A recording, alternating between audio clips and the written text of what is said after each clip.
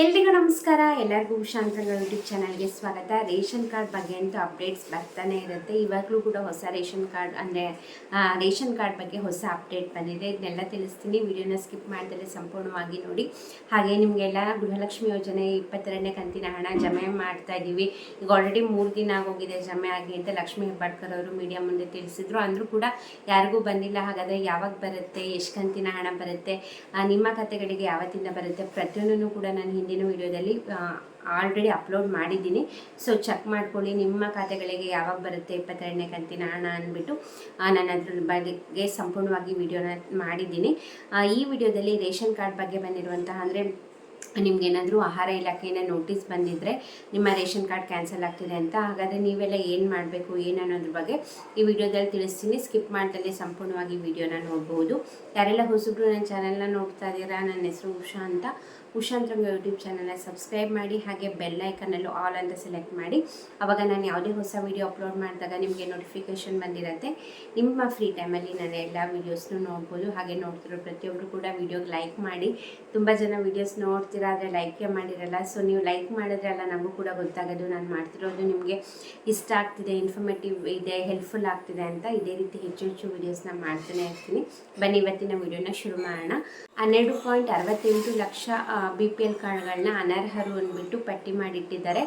ಅಂದರೆ ಶಂಕಾಸ್ಪದ ಅಂದರೆ ಡೌಟಲ್ಲಿ ಇಟ್ಟಿದ್ದಾರೆ. ಅದರಲ್ಲಿ 8 ಲಕ್ಷ ಕ್ಯಾನ್ಸಲ್ ಮಾಡಲೇಬೇಕು ಅಂದ್ಬಿಟ್ಟು ಅದನ್ನು ಡಿಸೈಡ್ ಮಾಡಿದ್ದಾರೆ. ಯಾಕಂದರೆ ಅದರಲ್ಲಿ ಸಾಕಷ್ಟು ಜನ ಗೌರ್ಮೆಂಟ್ ಎಂಪ್ಲಾಯೀಸ್ ಇದ್ದಾರೆ, ಇನ್ಕಮ್ ಟ್ಯಾಕ್ಸ್ ಪೇಯರ್ಸ್ ಇದ್ದಾರೆ, GST ಪೇಯರ್ಸ್ ಇದ್ದಾರೆ.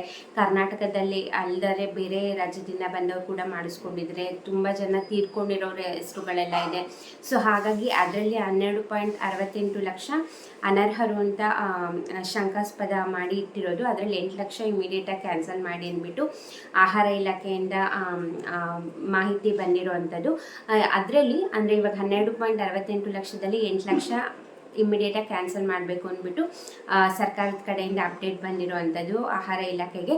ಮಿಕ್ಕಿದ್ರಲ್ಲಿ ಆಲ್ಮೋಸ್ಟ್ 1 ಲಕ್ಷ BPL ಕಾರ್ಡ್ಗಳು ಬರೀ ಬೆಂಗಳೂರಲ್ಲೇ ಇದ್ದಾರಂತೆ ಅನರ್ಹರು. ಅಂದರೆ ನಾಗಲೇ ಹೇಳ್ದಂಗೆ ಇನ್ಕಮ್ ಟ್ಯಾಕ್ಸ್ ಪೇ ಮಾಡ್ತಿರ್ತಾರೆ, ಗೌರ್ಮೆಂಟ್ ಜಾಬಲ್ಲಿ ಇರ್ತಾರೆ, GST ಪೇ ಮಾಡ್ತಿರ್ತಾರೆ, ತೀರ್ಕೊಂಡಿರ್ತಾರೆ, ಅಥವಾ ಸಾಕಷ್ಟು ತಿಂಗಳಿಂದ ರೇಷನ್ ತೊಗೊಂಡಿರಲ್ಲ, ಹಾಗೆ ಕಂಪನಿ ಡೈರೆಕ್ಟರ್ಸ್ ಇರ್ತಾರೆ, ಲಕ್ಷಾಂತರ ಕೋಟ್ಯಾಂತರ ವ್ಯವಹಾರ ಮಾಡ್ತಿರ್ತಾರೆ, ಬಟ್ ಸ್ಟಿಲ್ BPL ಕಾರ್ಡ್ ಮಾಡಿಸ್ಕೊಂಡಿರ್ತಾರೆ. ಸೊ ಅಂಥವ್ರದ್ದು ಬರೀ 1 ಲಕ್ಷ ಬರೀ ಬೆಂಗಳೂರು ಸಿಟಿನಲ್ಲೇ ಹುಡುಕಿದ್ದಾರೆ ಅಂತಂದರೆ ವೆರಿಫೈ ಮಾಡಿದ್ದಾರೆ. ಸೊ ಅಂಥವ್ರದ್ದೆಲ್ಲ ಇಮ್ಮಿಡಿಯೇಟಾಗಿ ಕ್ಯಾನ್ಸಲ್ ಆಗುತ್ತೆ.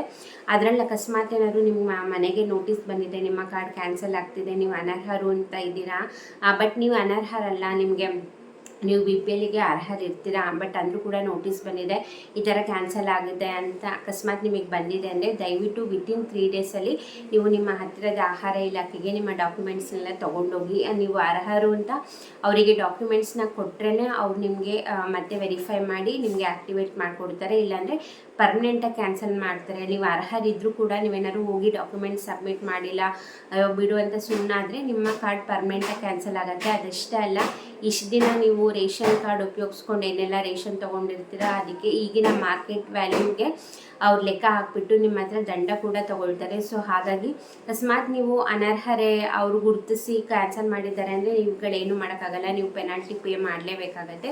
ಬಟ್ ಅರ್ಹರಿರ್ತೀರಾ, ಬೈ ಮಿಸ್ಟೇಕಾಗಿ ಕ್ಯಾನ್ಸಲ್ ಆಗಿರುತ್ತೆ ಅಂತ ನೋಟಿಸ್ ಬಂದಿದೆ ಅಂದರೆ ವಿತಿನ್ 3 ಡೇಸಲ್ಲಿ ಇಮ್ಮಿಡಿಯೇಟಾಗಿ ನಿಮ್ಮ ಹತ್ತಿರದ ಆಹಾರ ಇಲಾಖೆಗೆ ನಿಮ್ಮ ರೇಷನ್ ಕಾರ್ಡ್ ಆಗಿರ್ಬೋದು, ಆಧಾರ್ ಕಾರ್ಡು, ಪ್ಯಾನ್ ಕಾರ್ಡು ಪ್ರತಿಯೊಂದನ್ನು ಕೂಡ ನಿಮ್ಮ ಡಾಕ್ಯುಮೆಂಟ್ಸ್ನ ತೊಗೊಂಡೋಗಿ ಅಲ್ಲಿ ಸಬ್ಮಿಟ್ ಮಾಡಿ. ಅವರು ಕೂಡ ರೀವೆರಿಫಿಕೇಷನ್ ಮಾಡ್ತಾರೆ. ಇಲ್ಲ ಇವರು ಅರ್ಹರೇ ಅಂತ ಅವ್ರಿಗೂ ಕೂಡ ಗೊತ್ತಾದರೆ ಅವ್ರಿಗೂ ಕೂಡ ಕನ್ಫರ್ಮೇಷನ್ ಸಿಕ್ಕರೆ ಖಂಡಿತ ನಿಮ್ಮ ಕಾರ್ಡ್ ಆ್ಯಕ್ಟಿವೇಶನ್ ಮಾಡಿಕೊಡ್ತಾರೆ. ನೀವು ಏನಾಗಲ್ಲ ಅಂತ ಬಿಟ್ಟರೆ ಖಂಡಿತ ಪರ್ಮನೆಂಟಾಗಿ ಕ್ಯಾನ್ಸಲ್ ಆಗುತ್ತೆ. ಹಾಗೆ ನೀವು ನಾನು ಆಗಲೇ ಹೇಳ್ದಂಗೆ ಪೆನಾಲ್ಟಿ ಕೂಡ ಕಟ್ಟಬೇಕಾಗತ್ತೆ.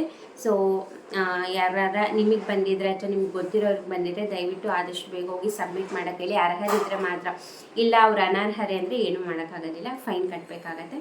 ಸೊ ಇದಾಗಿತ್ತು ಇವತ್ತಿನ ವಿಡಿಯೋ. ಇದೇ ರೀತಿ ಅಪ್ಡೇಟ್ಗೋಸ್ಕರ ನನ್ನ ಪೇಜ್ನ ಫಾಲೋ ಮಾಡಿ, ಸಬ್ಸ್ಕ್ರೈಬ್ ಮಾಡ್ಕೊಳ್ಳಿ. ಈ ವಿಡಿಯೋ ಇಷ್ಟ ಆದರೆ ಲೈಕ್ ಮಾಡಿ, ಹಾಗೆ ಇನ್ಸ್ಟಾಗ್ರಾಮಲ್ಲಿ ಕೂಡ ಫಾಲೋ ಮಾಡ್ಬೋದು. ಇಷ್ಟೊತ್ತು ವಿಡಿಯೋ ನೋಡಿದ್ದಕ್ಕೆ ಥ್ಯಾಂಕ್ ಯು ಸೊ ಮಚ್. ನಮಸ್ಕಾರ.